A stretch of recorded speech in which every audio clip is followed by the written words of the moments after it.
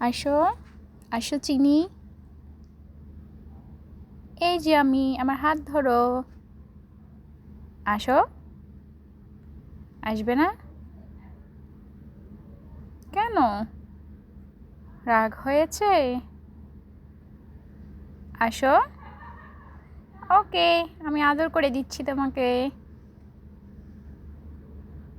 ভালো লাগে? আসো। কি মজা! আমি তোমার মাথায় হাত বুলিয়ে দিচ্ছি। আরাম আরাম। ঘুমাবে? ঘুমিয়ে পড়ো।